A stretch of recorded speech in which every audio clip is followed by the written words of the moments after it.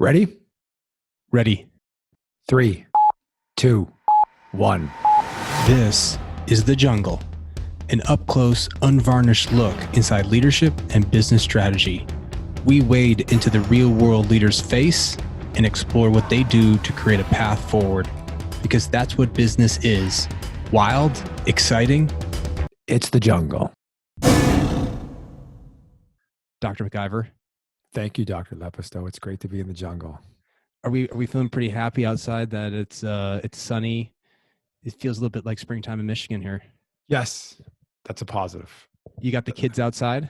The kids are outside, but only in my yard. Social distancing is real. Yeah. So you put a little barrier around your kids so they don't like run into other kids? Well, mommy puts the barrier around. I almost want to put like my dog collar on the kids so they can't get out of the yard, right? So it zaps them, but There you go. no, they're There you good. go. Yeah. Yeah. Well, really glad that we started this podcast. We totally know everything about podcasts, don't we? We know nothing about podcasts, but it was an opportune time to start this. I think helping everybody learn from each other and being a vehicle for that could be exciting. And I'm really excited to get this going and learn from everybody and spread that learning, because no one has any idea what's going on right now. Yeah. I mean, for us, this was, we were talking about the situation, and there's so many uncertainties, so many unknowns. And it just shows that life leading any organization is like a jungle. There is no plan. Sometimes there's a plan. It gets disrupted. Everybody's throwing frameworks at you from 700 million different places, and academics think they have the answers, and consultants think they have the answers. And at the end of the day, it's just a big mess. And so what we want to do is try to, take other leaders and students and folks in the community into what it's like in that leadership chair, right? What are they thinking? What are they feeling? What practices are they using to get through this crisis? And hopefully it's an opportunity to dispel this myth that, everybody's got it all dialed in, when it's really a process of learning, of discovery, of pivoting, of trying. So I think that's really what we want to help people show. And then if we can do that, I think we give people more license to take some risks to lead, and hopefully they learn a little bit from one another. Yeah, I think one of the key points you had was an authentic view into what people are going through right now as leaders, unvarnished, unpolished, and just let's have some honest conversations about what they're doing and what's happening. It's a great opportunity to do that. We get to, and it's fun for us because we get to learn about how everyone's approaching this. Yes. Right? Yes, because and people are being impacted in different ways depending on what leadership position they're in. So that's important to realize while we listen to everybody. And our goal for all the listeners out there is we're going to have hopefully a nice lineup here of folks committed, from university leaders to folks in Congress, consultants, running a company, people who have run big companies, folks who are running smaller companies, franchises, retail. We get a big mix of that, so we really get a diversity of perspectives onto this. Yeah. So our first guest that we had a great pleasure to speak with was President Montgomery, and you read his bio, and we were taking a look at his bio before we had our conversation, and it's impressive. It's seriously impressive. Very impressive. We have a leader with a strong resume, that's for sure. Ninth president of Western Michigan University. So President Montgomery came from Georgetown. He has a PhD in economics from Harvard. No slouch. He's been in national roles in the government. So he served in the Clinton administration as a chief economist and assistant secretary for the Department of Labor. Oversaw operations of $35 billion in that department. Under President Barack Obama, he was a member of the president's auto task force, and the national media dubbed him the car czar. So one of the benefits of dealing with President Montgomery is he's actually been up close with crisis, and he's been up close with the automotive industry. And so not only do we get that experience that he has firsthand of overseeing something like that in crisis, but he's also a great economic mind. He's been at Carnegie Mellon. He's been at Maryland. He's been at Georgetown. Phenomenal guy, phenomenal resume, great experience.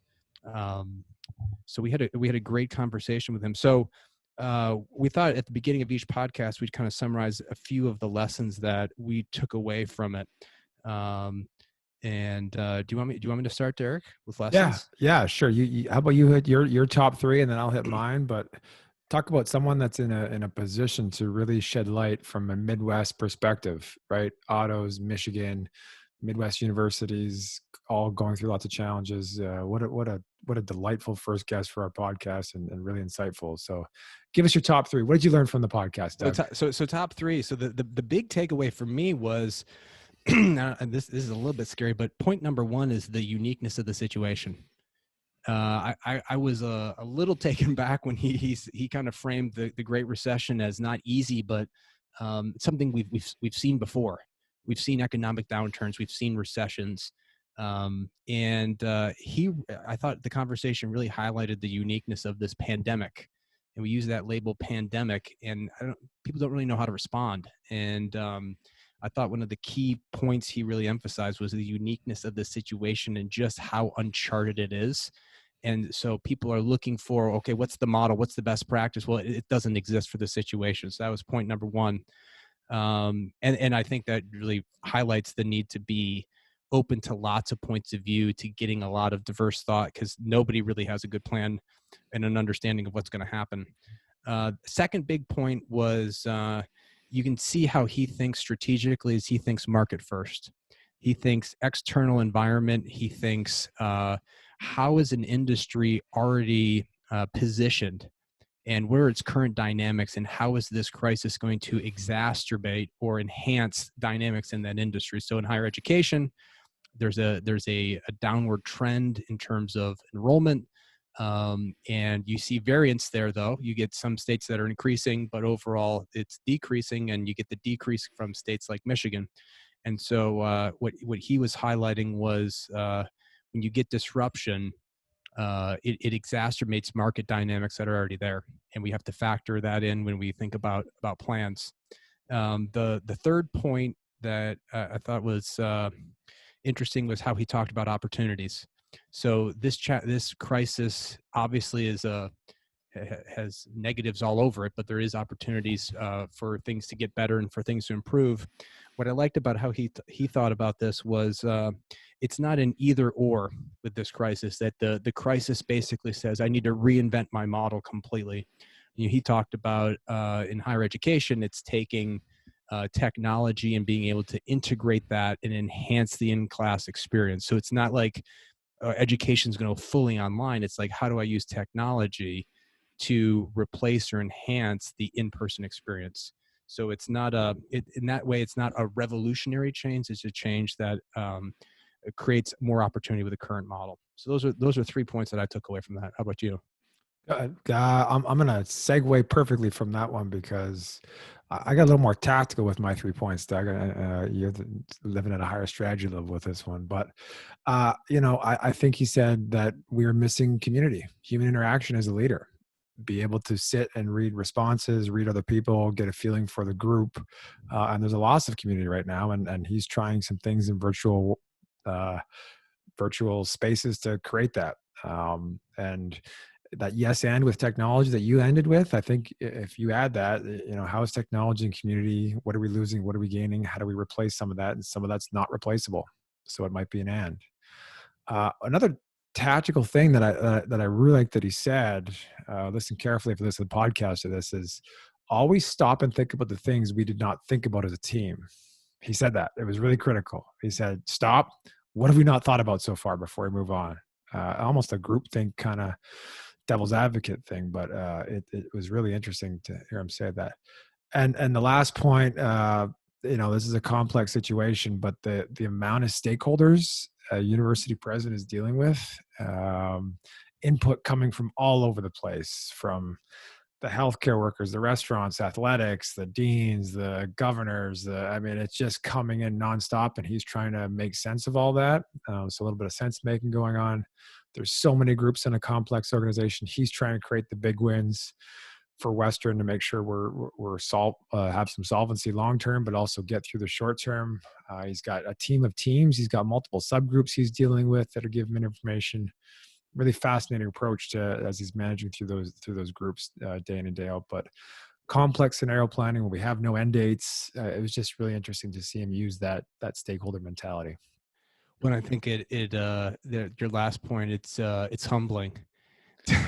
Right. It's humbling to hear someone lead a 30-person, university, 30,000 student organization, or 20,000, but then you add in the faculty and all these stakeholders, and it's a humbling thing to see how he's trying to lead through that. And, glad that he's front and center and leading us at Western.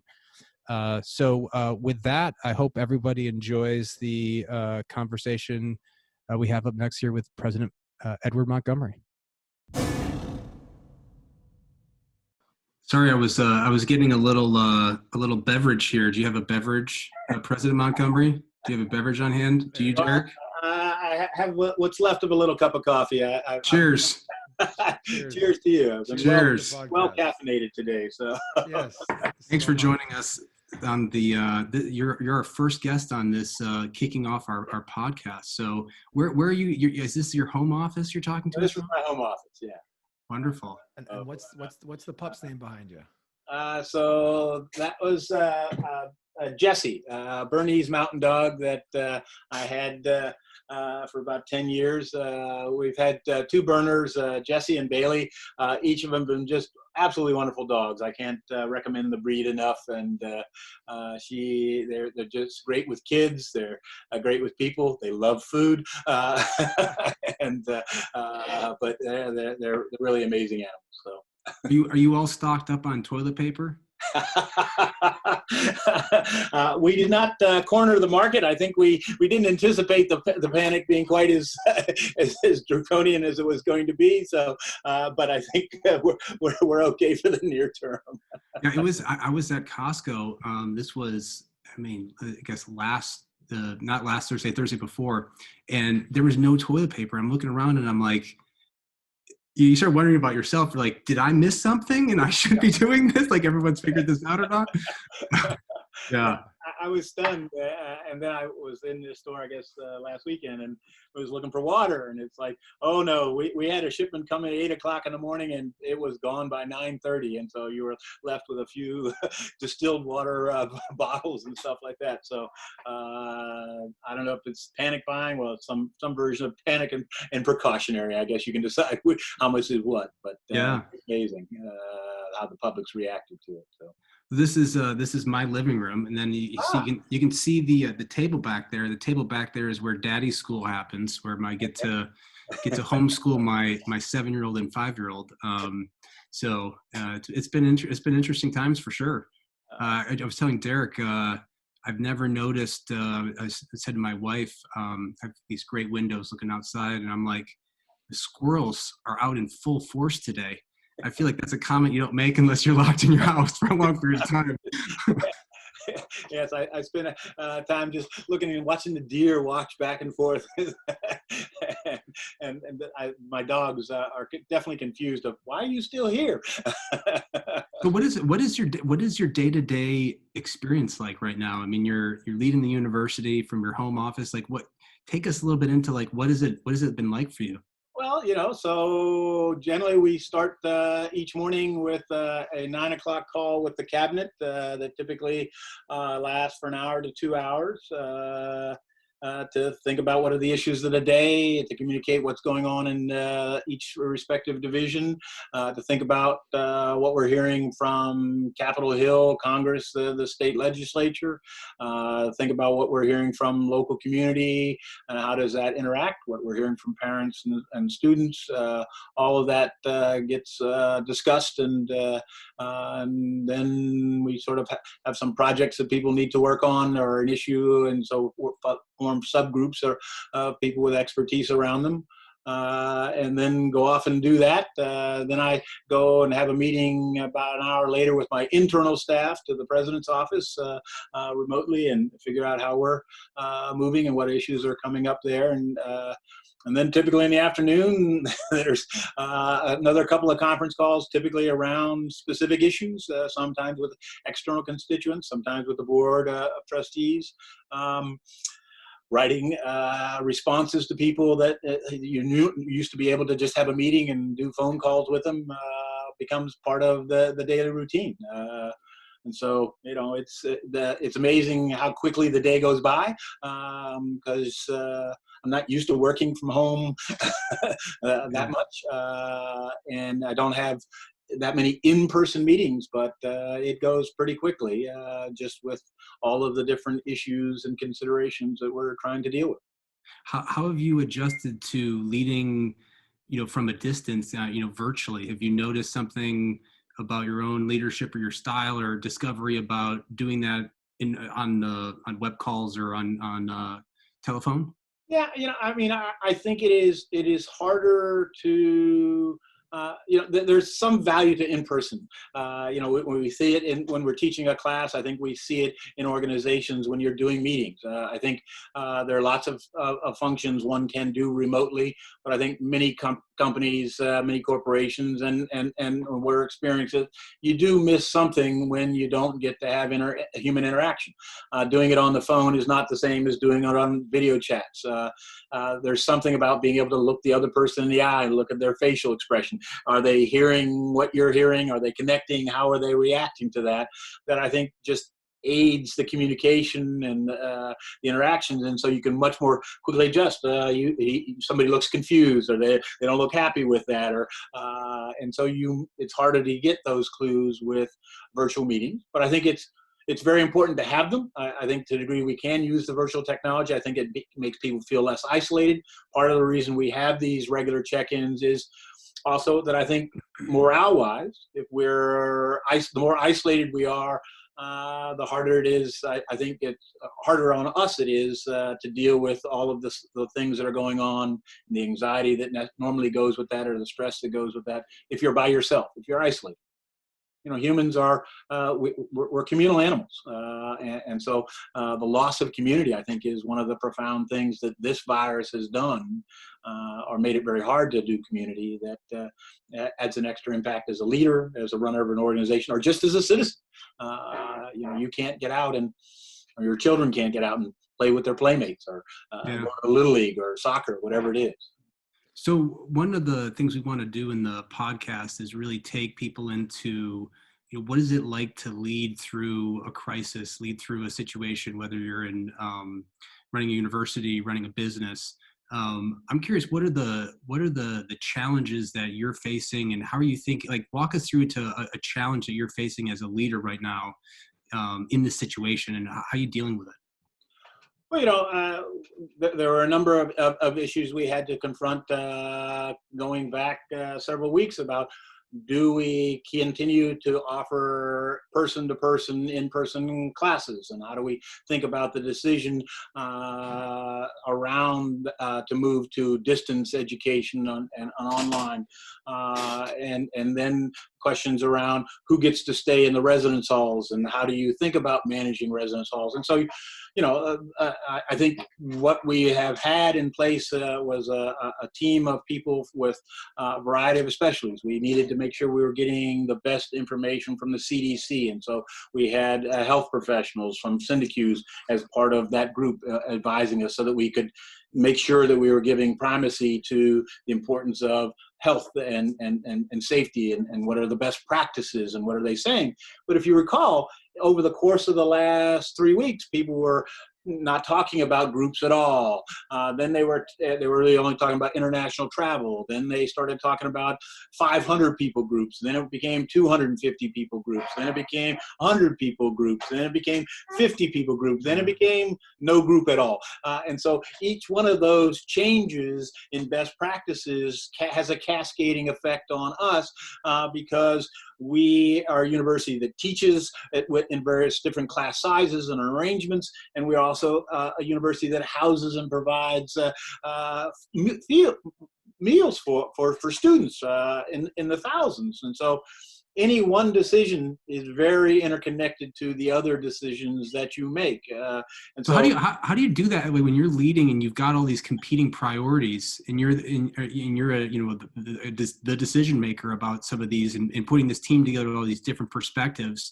How do you, walk us into how are you managing that to come to a decision and then move forward? And you've got all these different views. Yeah, sometimes it's not so much different views, but different aspects of the problem. And so having the health people, it's not that we're in conflict with them, but they add some information that sometimes it's advisory, sometimes it's no, you really shouldn't. We have issues from student affairs. And when you make decisions about whether students can or can't live, you realize that we have a very heterogeneous student body. We have some students who have a home to go home to that's nearby. We have other people who have a home to go home to, but it's distant. They have different considerations. We have some students who have a home to go home to, and it's international. And now in a world where international travel becomes more difficult. And so you have those three populations. And then we have a set of students who are emancipated. They are basically taking care of themselves. They don't really, this is their home. And that could be everybody from a Seat Scholar student to, who's a foster child to people for other reasons. And so how do you think about what's best for that population? You need to be sensitive to one size fits all isn't going to work, and you got to be nuanced, but you need to have that student component. You need a voice there. Obviously, anything you do in an academic institution, you need to what's the implications for the faculty? What's the implication for our ability to continue our education mission? And so we have to hear from the provost and the deans on that front. And then obviously we need to comply with all rules, but the rules of the road, the laws, the legislation is moving. The governor's coming out with new executive orders with many different requirements. At the same time, the federal government is passing three stimulus bills, three different bills now. And so again, the long part is you have to collect the information from a variety of different sources. You have to coalesce around what's the best practice that comes out of that.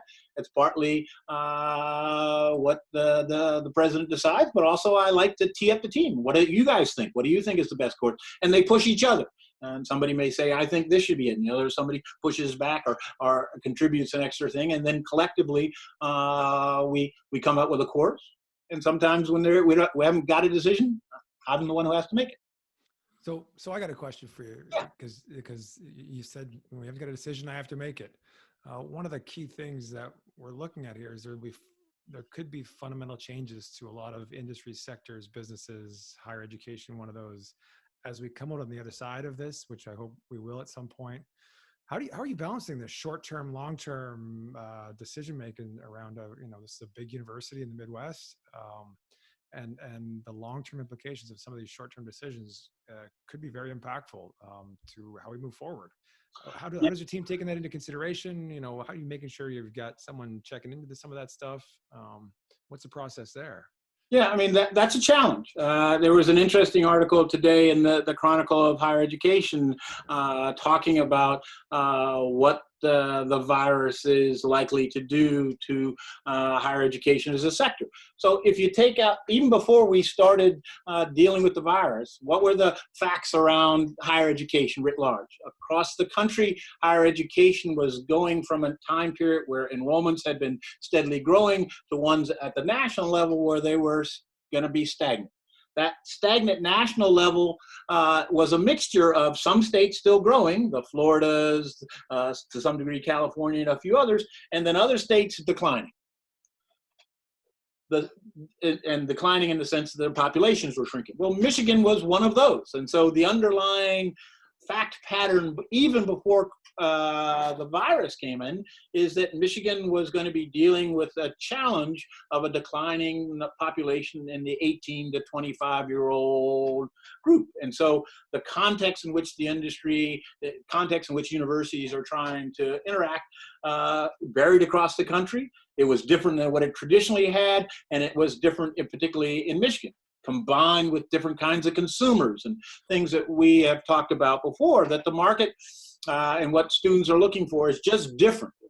It's also different in the context that the state's role relative to tuition dollars has changed. And so all those were the context even before the coronavirus comes along. And so now you have the coronavirus comes along, and it's a challenge to your existence in the immediate run because, of course, it means everything from you can't get together, which means that the kinds of classes and how you teach them are different, but there are some other things which are different. So we have an auditorium, Miller Auditorium. We have the Fetzer Center, which holds conventions.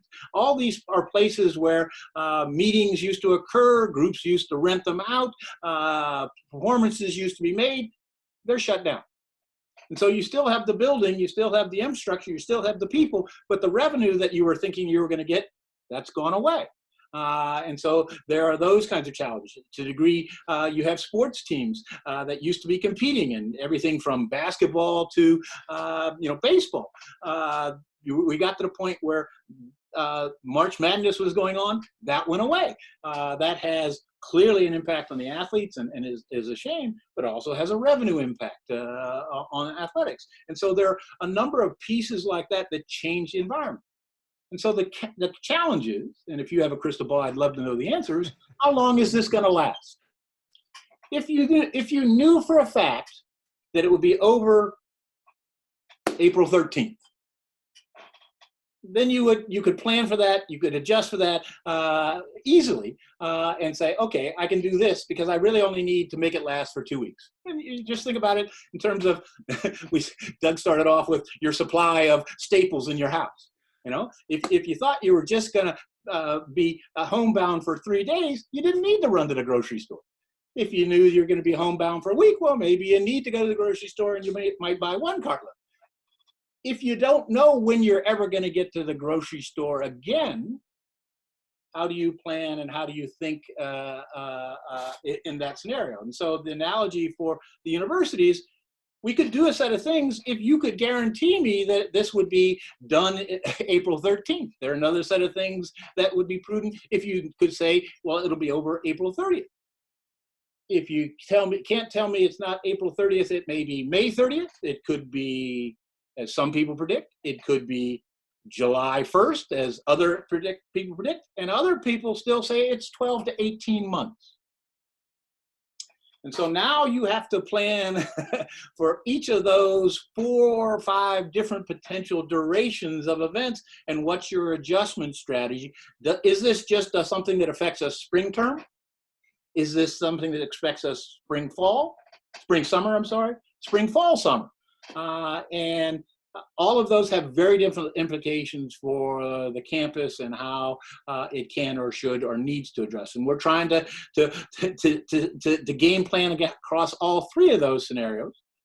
You could go all in and say it's going to be done by April 13th. And you would pick that strategy and you could go all in. And you know what? If it was all done at April 13th, you would come out smelling like a rose.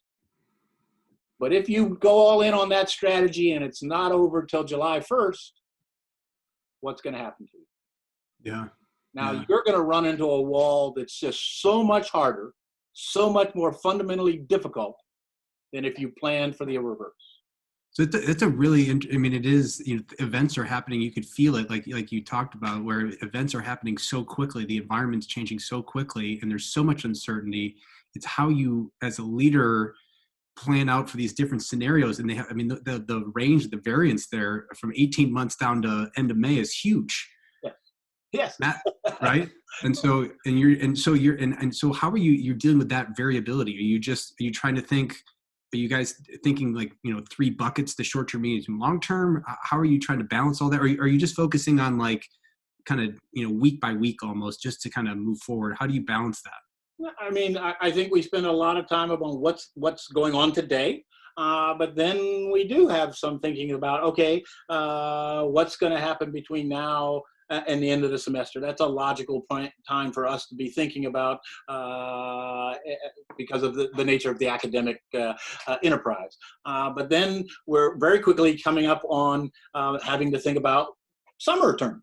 Because students are thinking about enrolling, classes are being set, bills may be going out. And so there becomes that dovetail, well, we've got to start planning for summer one, and that becomes a bigger part of our thinking and conversations as we're going on, all the while not knowing, is the state of emergency from the governor going to be lifted?